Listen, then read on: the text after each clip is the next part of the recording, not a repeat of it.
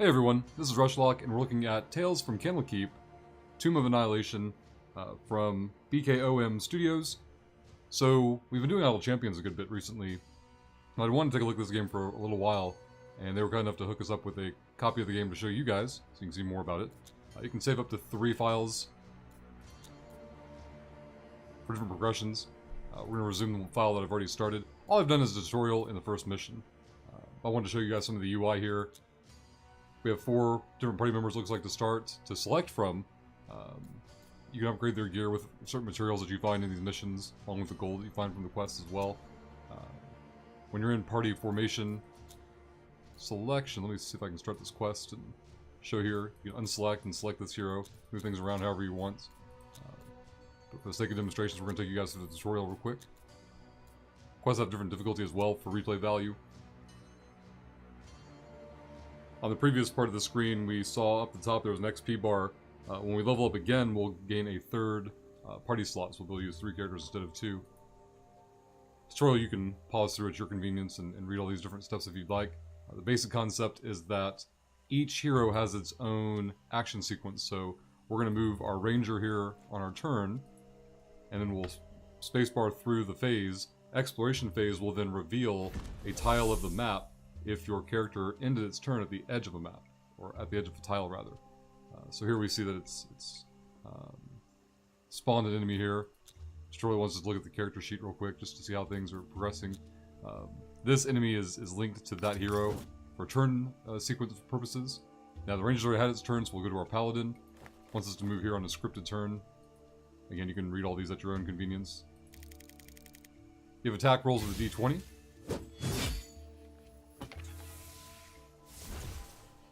The plus 2 XP, I see up here now. Okay, I was wondering where the XP was going, but the quest overall is worth 10 XP, so I don't know if that's 2 XP per turn per kill for 5 kills, or that's based off of like a bonus XP for completing the mission and doing the objectives. Now, at the end of a turn, of any hero turn, if a new tile was not revealed, you get an encounter, and most of the time it's some kind of negative status effect. It can blank. It can result in a nothing happening, but it's usually existing for the sake of kind of creating an artificial death spiral to keep us from just farming a map indefinitely without ever actually being in any kind of risk. Sir will also explain the adrenaline rush. It's a mechanic that I believe as actions are taken, your character builds up the adrenaline bar, and then you pop it and get bonus stats for a couple of turns. We're going to move the ranger here to the edge of the tile, reveal a new tile. So we've satisfied that condition, so at the end of this character's turn we won't get a negative status effect. Let's see. Oh, there we go. Tells about traps you can disarm. As you can imagine, it'd be hard to explore this map if we were stuck behind traps. Now it's forcing us to move to this direction here. Once us really know how to interact with the traps, you get a disarm roll, of course. Some skills based on different characters will get a bonus to certain tasks. It's telling us that we've completed the tutorial for basic functionality. WASD will move the map around like this. Q and E will actually rotate the map if you want to see different perspectives. Cycle back to us here. Control the ranger from there. We'll have him disarm a trap just so it's a turn. Otherwise he'd just be passing. Now he's ending the turn at the edge of the map, so he'll reveal another tile here. He spawned an enemy. New tile, changing tile. Friendly something, the active hero gains advantage. Those of you familiar with D&D know that you'll basically roll twice on your next action, and you'll take the better result of the 2. Now the relevance of this tile is that, because there's 2 traps at the end, we will not be revealing another tile, so we're going to move this character here. We're going to do a ranged attack. Well, I thought we were going to. Instead we'll disarm the trap here. I'd like to get off the attack somehow. There we go. Oh no, I spacebarred through my turn. That's not good. The encounter was green. That means we didn't activate any kind of negative status. We're going to move you over here.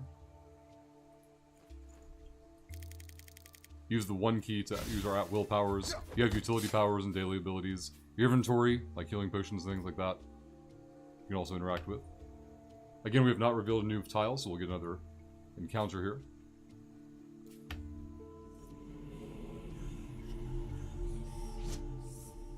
I think we got lucky and didn't take any damage from that interaction. Go ahead and disarm this trap here.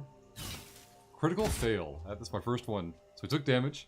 It did at least remove the trap, so we'll reveal a new tile there. We won't get any more negative status effects. More traps, no enemies though. Tutorial now wants us to clear 5 enemies, which we cleared 1 earlier.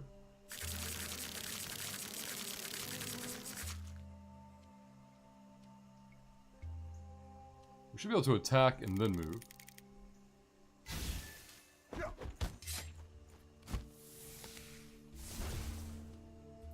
This should be fine. Again, no tile was revealed, so we get the encounter.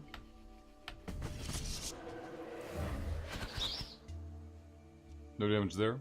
But you can see how those will wear you down over time if you have to see too many of them. Activate that trap. Pass the turn. We'll get another exploration into encounter phase. Green means nothing happens. I don't know the breakdown of ratio in terms of how often you see something happening versus not having something happen, but I'm under the impression that something will happen more often than not in terms of a negative result. We do reveal a new tile here. It'll be linked to the character that revealed the tile, I believe. Here we get the paladin taking a turn. In hindsight, I probably should have moved here to reveal another tile. And gotten into an attack into.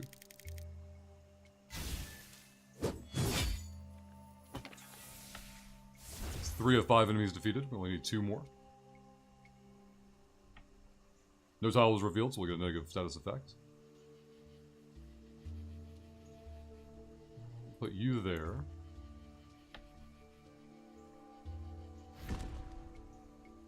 So a treasure chest with no enemies. I'll put you there to reveal. Let's see if I can get a ranger to go over there and take care of business. We have a new enemy spawning here.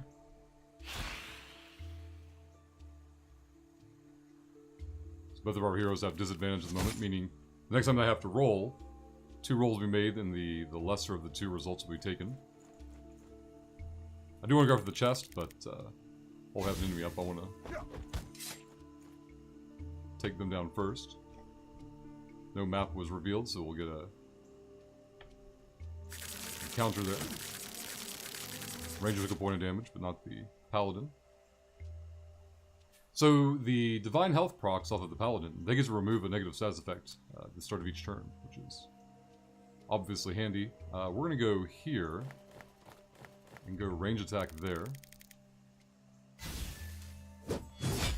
So it's possible to move and attack just based on positioning of enemies and things of that nature.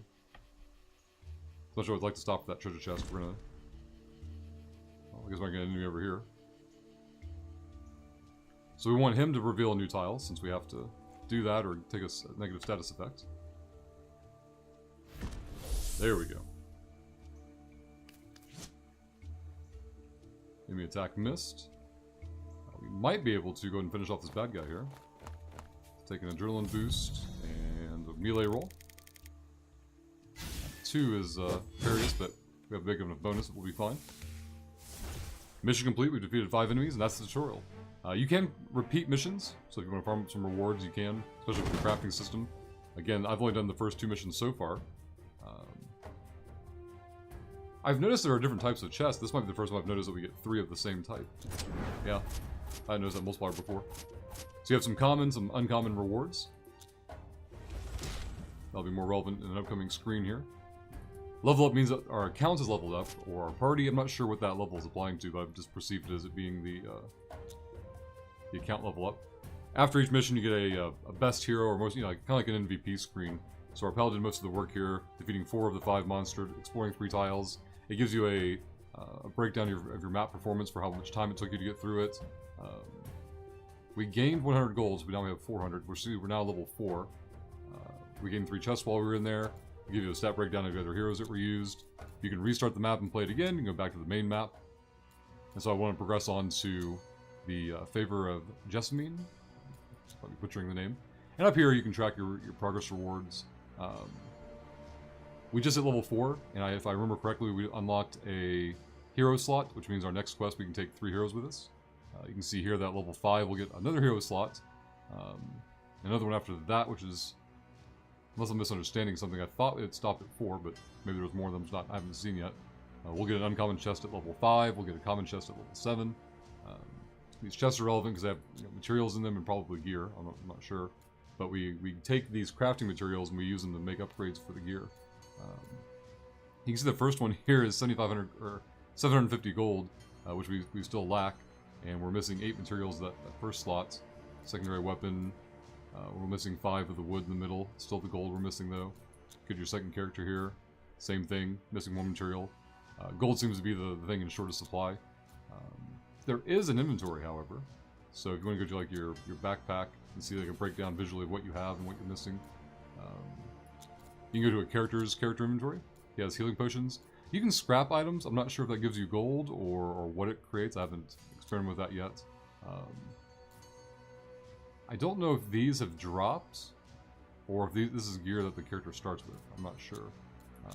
I did do a different map and I saw some gear drop.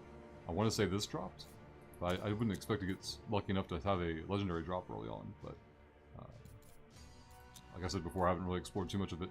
But the basic game mechanics were showcased there pretty well. As always, if you have questions or comments, put them in the comment section down below the video. I'm a big fan of turn-based games. I've been having a lot of fun with Idle Champions. This is a great follow-up for related content. If you've played Idle Champions, you'll recognize, I believe this is a wizard or a sorcerer, I'm not sure. But where do I get a profile? Oh, that's inventory. General info, there we go. The wizard. Ashara? I'm probably butchering the pronunciation of the name, but this character's also in Idle Champions as well, so it's nice to see a familiar face.